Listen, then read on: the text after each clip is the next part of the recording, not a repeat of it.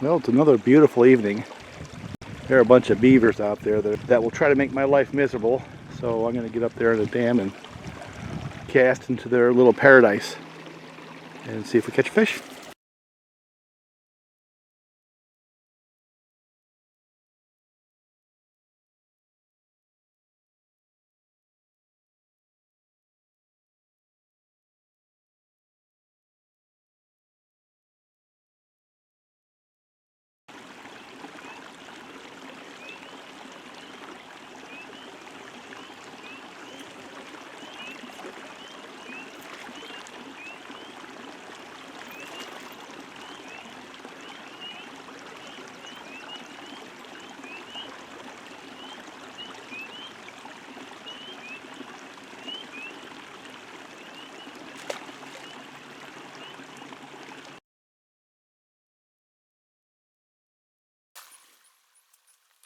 Well, that wasn't very productive.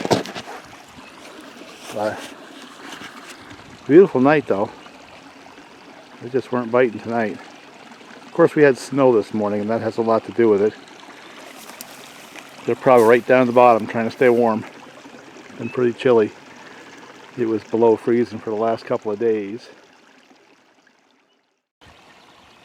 Gonna try a different time of day. I was out here not last night but the night before and caught a fish after about a half hour. It wasn't very productive. And of course that was after a snowstorm. So I'm just going to stop in here and toss a few and see whether or not 11 o'clock in the morning is a better time to be down here. It's a little chilly. I'm going to be throwing wood, so I didn't dress for standing here very long. So we'll give it 15-20 minutes and see what happens. Either get a fish or not.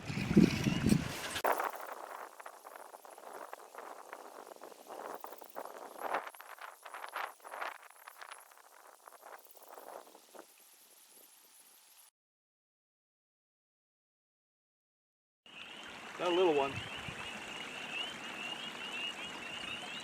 That's what, the second cast?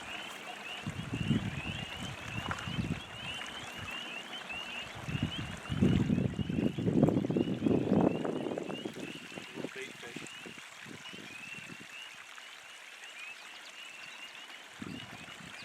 Hey, little fella.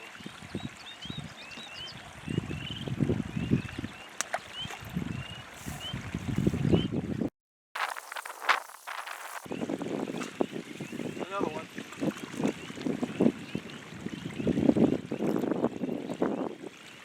Another little bait fish.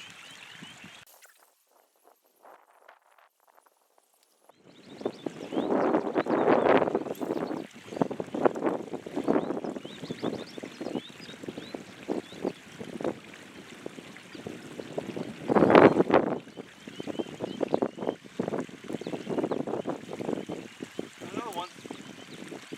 Another feisty little fish.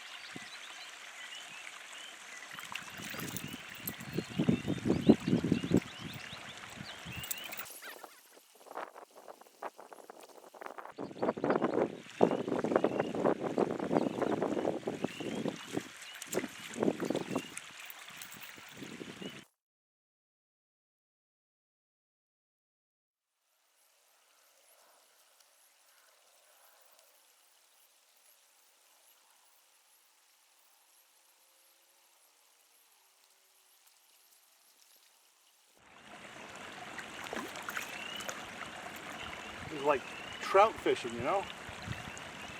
They're all the same size.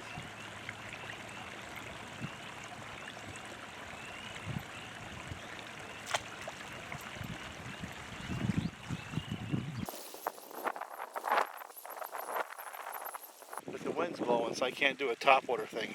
Can't toss it into the wind and get very far. So, I don't know. Let me see what I have. Maybe I've got a big old spinner of some kind I can toss out there. Well, this project got put on the back burner. I had found a couple of cracks in the case, so it's off to the weld shop to get sealed up. And then when it comes back, we can move this thing forward. I'm getting kind of itchy to get it going. So, while we were taking a breather on this one, waiting for that to come back, acquired some other projects. This one is a little Yamaha 5 horsepower 2-stroke that came to me for $120. And it runs, but it needs an impeller, it needs a carb kit, and it needs some kind of a handle. This works, but that's not quite to my specifications. But for the price point, that's going to be perfect. I mean, what I was looking for was one of those little Yamaha 2-strokes. The reason is I want something that's really lightweight, 2-stroke, that I could throw in the back of a transom.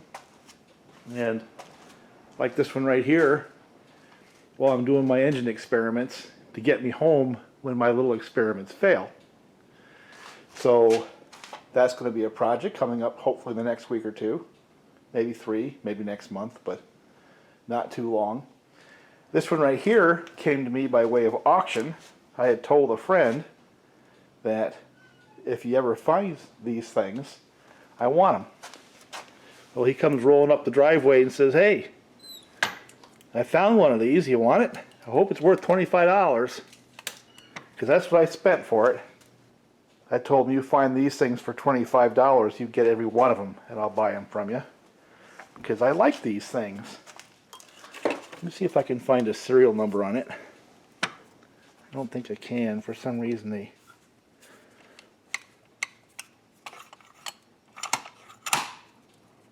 No, I see what I gotta do. Yeah, the plate's off it, so I don't have a serial number to work with. Usually the serial numbers come right here. And by the way, this is a project we have. If you like these, I've got 2 to make 1. This one here is supposedly a runner, and it had a cracked housing on the lower unit. Somewhere it got a freeze crack. And so I'm going to try to repair that or replace it. And I've got one over in the wall that has a good lower unit. So that'll be a project. I don't know where it'll go, but I like these old motors. Old 4-cylinder, 65 horse.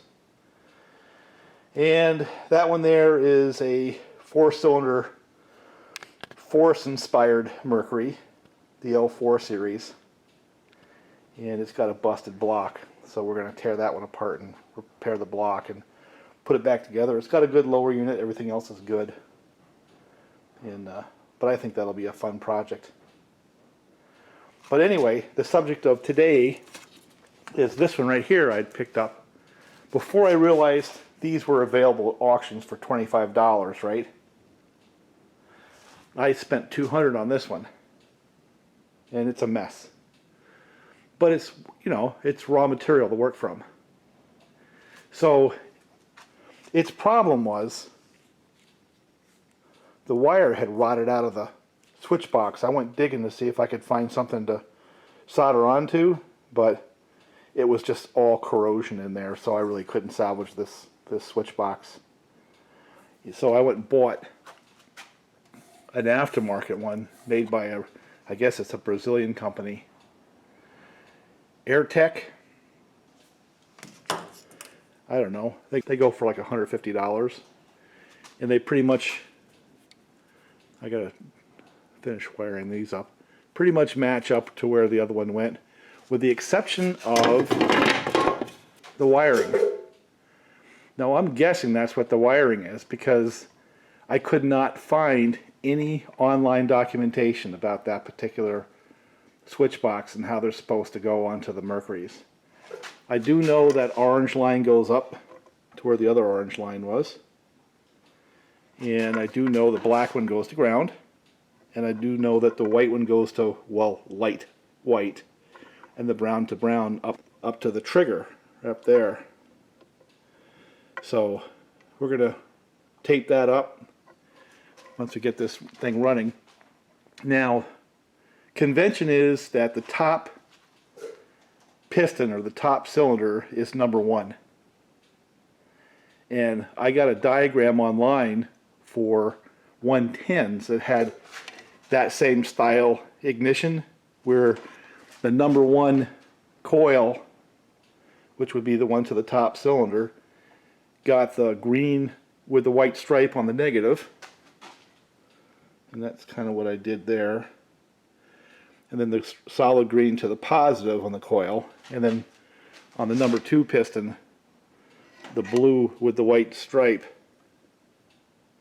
That's this one right here. Goes to the minus, and the solid blue to the plus. So that's how we got it wired up. I hope that's correct. I do not know if it is.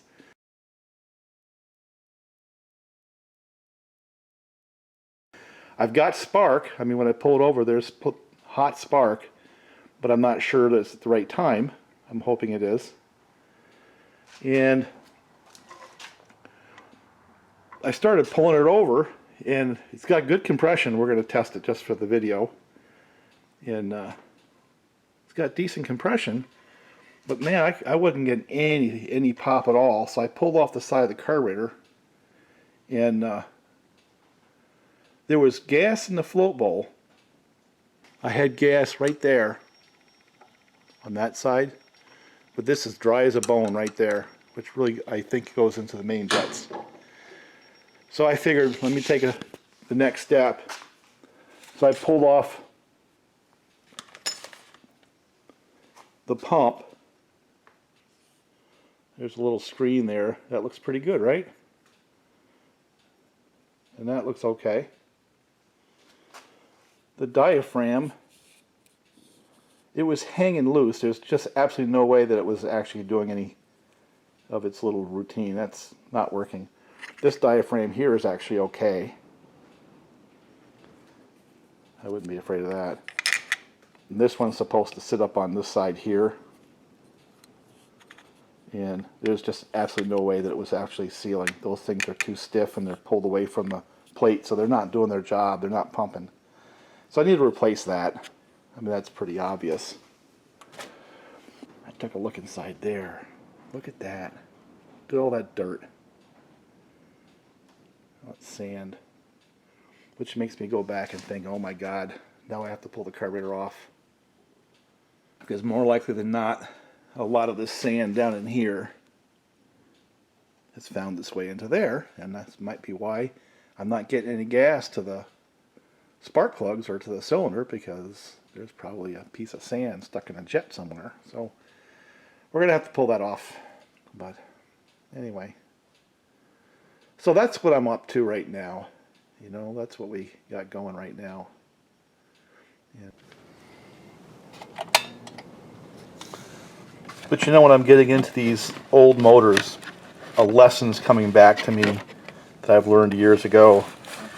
And most of the boat shops and most of the repair shops, they want you to work with a serial number because that makes it really easy. And the old fellows who work on these have got a lot of other knowledge. And like these pistons. Well, this one, I guess it's right here. When I tore it apart, had that style of wrist pin bearing, where basically they were loose needles, and the newer ones have got these caged needle bearings.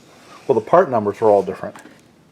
The connecting rod that came off that piston is now holding a bearing on a wrist pin for these new pistons.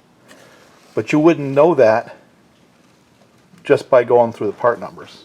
That's something, there's that ancillary knowledge that the guys who have worked on them for years and years will know that kind of thing.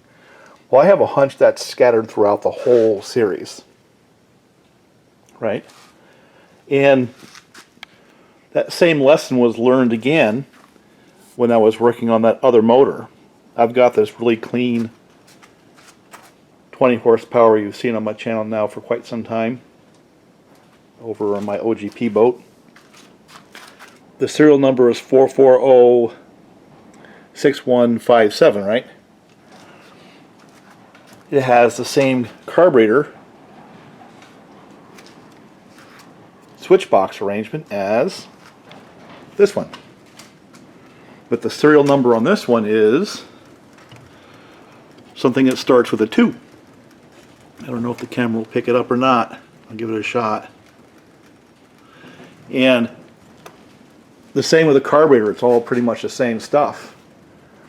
if I go by this serial number that's on that motor, none of that stuff matches up. So obviously this was somebody's blend of parts, you know what I'm saying? So when they get to be this old, you have to be prepared to start with a serial number like that, whatever that one might be, but then actually look at the components and then use a resource like marineengine.com to try to find something similar if it doesn't match up. Because I can tell you right now, when I looked at the ignition parts breakout for the motor that had that serial number, it looked nothing like what I have on the motor at all, because this obviously was a much later version.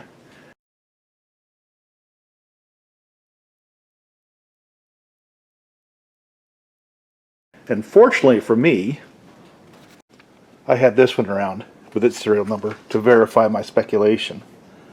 Now I've got like 4 of these stupid things, now 5. So little by little by little, I'm beginning to learn all the different permutations that was the 200 series 20 horsepower Mercury, and I like them. The other piece of information that I found out is there's a lot of crossover in the ignition systems with the different models as well.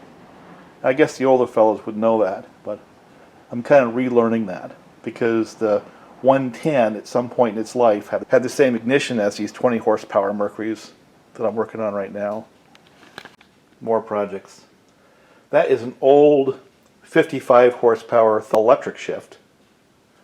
You can tell because that's not connected to anything. And this is a much newer version. And there's a lot of swap. There's a lot of things that'll switch over from one to the other. But I'll tell you what, you can't just do it indiscriminately. And that's going to be the subject of another video as we tear into these two motors. And we have this one.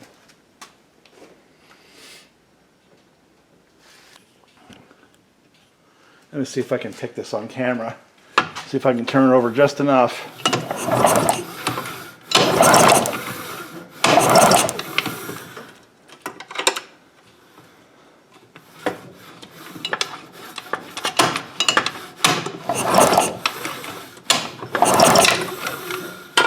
I think that'll do it.